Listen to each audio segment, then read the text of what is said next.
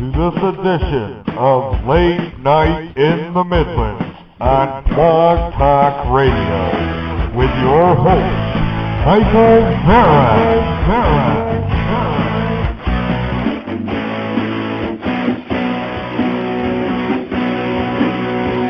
Late night in the Midlands, late night is the show.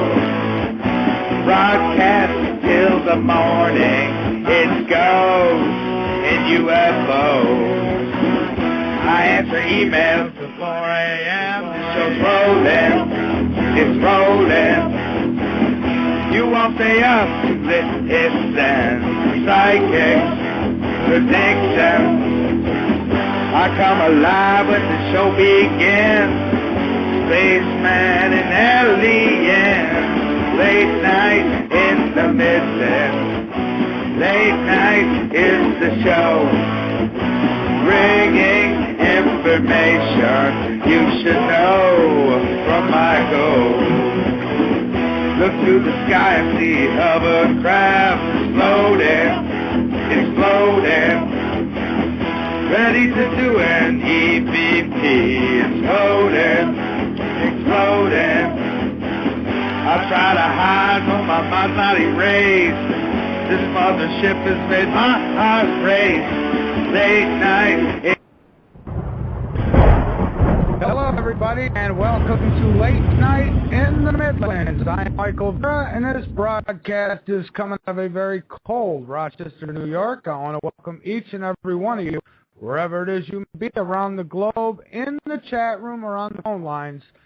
Thank you so much for joining us tonight. Saleem will be along with us in just a moment, and I'll go ahead and get his bio out there in just a second. It has been one heck of a ride through 2009 and coming into 2010. Yes, folks, Late Night in the Midlands is not your typical radio program, because we don't cover just one thing. We don't cover just a couple things. No, folks, we cover everything. Late Night in the Midlands. You have. I think that, it's a hoax. www.latenightinthe-midlands.info. President Joe Biden. Selling the United States to the highest bidder. Area code, you are on Late Night. I want to tell you a ghost story. Is that okay? You are on Late Night in the Midlands. Hi, Michael. How are you? I'm fine, how are you? Reading a book, and when I found that you were coming on, I had to put it down to listen to you. Can you believe that? That's awesome. That's awesome. I'm trying to read this book, and I'm like, oh no, Late Night in the Midlands coming on. I have to listen. Say thank you for that, because I don't really have a life, and you bring life to me. I am in South Carolina, and I'm a bit cold, but you're welcome, you too. And thank you, too. This has been quite a ride, and trust me, folks, it's just begun. Late Night in the Midlands on Blog Talk Radio. All right, everybody. My guest tonight is Saleem Siddiqui, and tonight we are going to talk about everything. Like I say here on Late Night in the Midlands, we cover everything. Well, tonight, me and Saleem will be covering just about everything. We're going to talk about how the world is changing. We're going to talk astro projection. We're going to talk about dreams. We're going to talk about Muslim religions. We're going to talk about the Holy Grail, UFOs, the man calendar, E.T. We're really going to talk about it all. Stargates, whether the earth is hollow or not. Even Bigfoot. We're going to get into a whole host of things with Saleem Siddiqui tonight.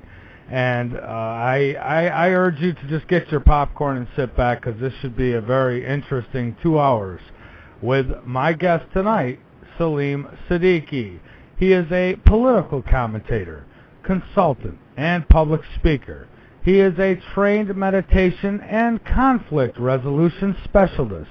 He has consulted with the FBI and has been an expert witness in cases relating to national security, the war on terror, and conditions of foreign Islamic groups. He regularly gives sermons in mosques and conducts training for various religious and non-profit organizations.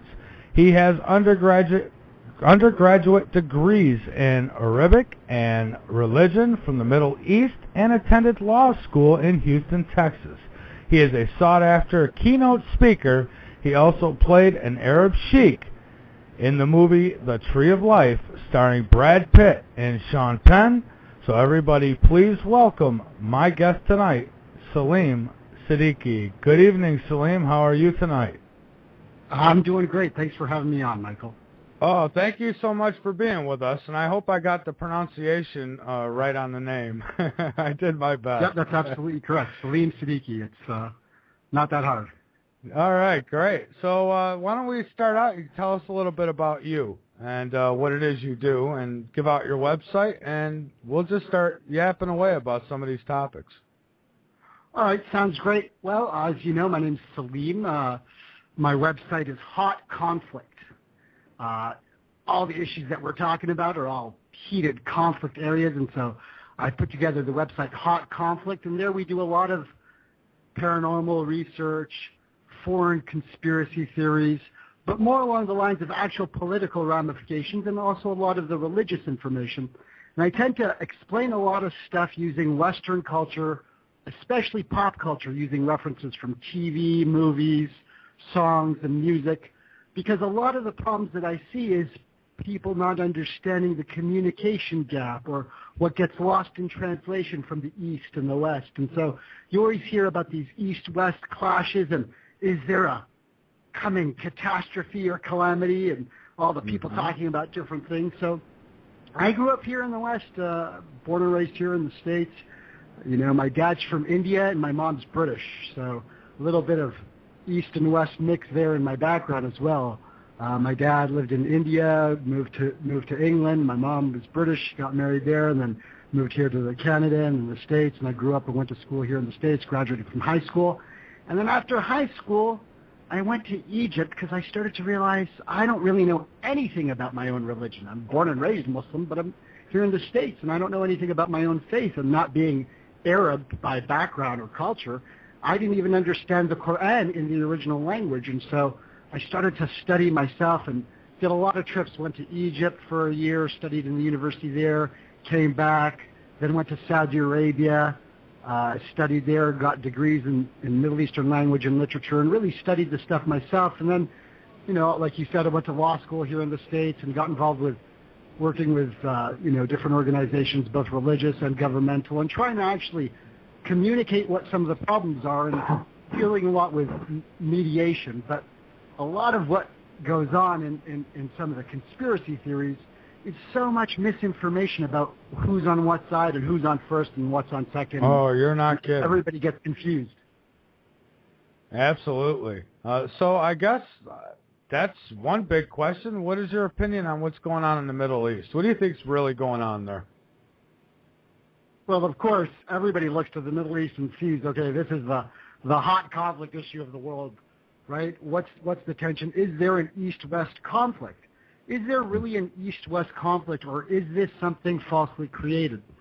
Well, from an American point of view, you know, we went through so many different phases. First, we were afraid of the communists and the Reds, and we went through the whole Cold War, and we had Vietnam and the Koreas, and then while I was growing up, when I was in high school, we had the first Gulf War. And it didn't look like there was an East-West clash, right? We all know that President George Bush Sr. was president at the time.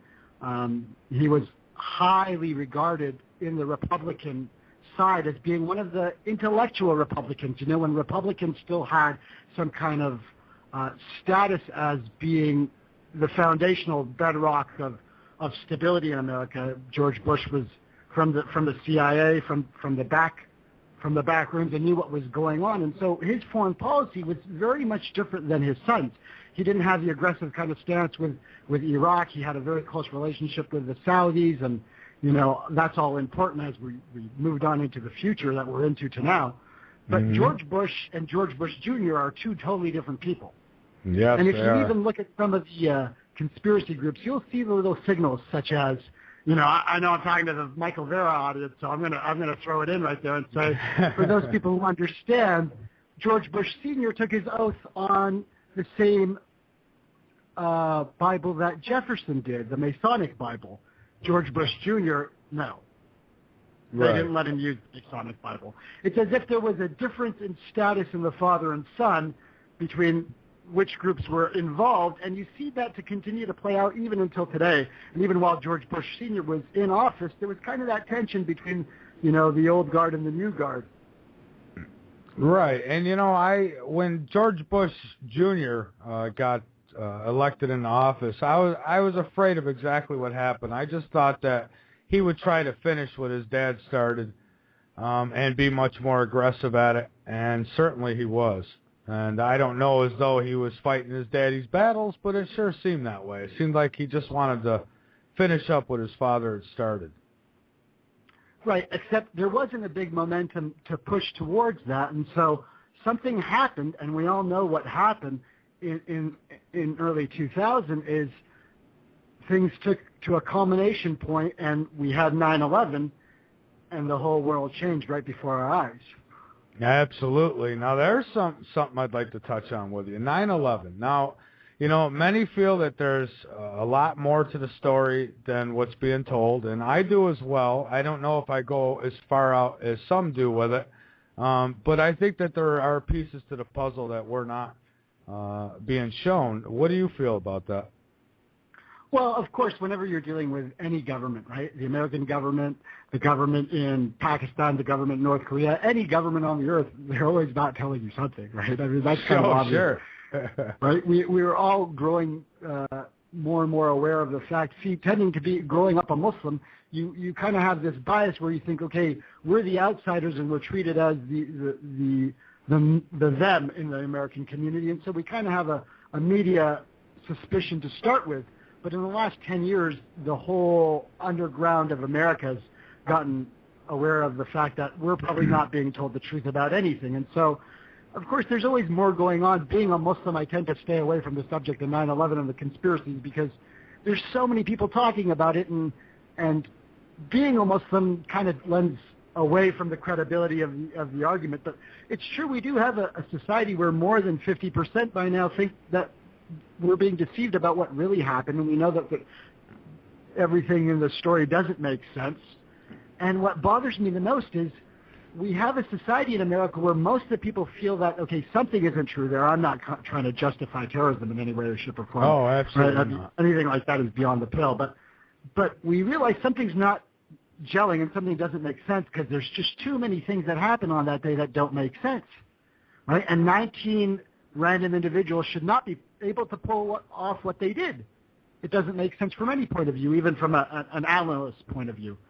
So, I mean, when we look at all these scenarios, we see that a lot of the people in America are saying this, but it kind of got washed over, and it's been 10 years since 9/11, and nothing else has happened, so a lot of people like to just kind of push it away until recently when the Quran burning and the Ground Zero mosque thing raged up again, and all of a sudden that clash that seemed to not have happened 10 years ago all of a sudden bubbled up to the forefront just recently in front of us, and it was as if no one questioned the 9/11 truth again, even though half the country doesn't believe the conspiracy.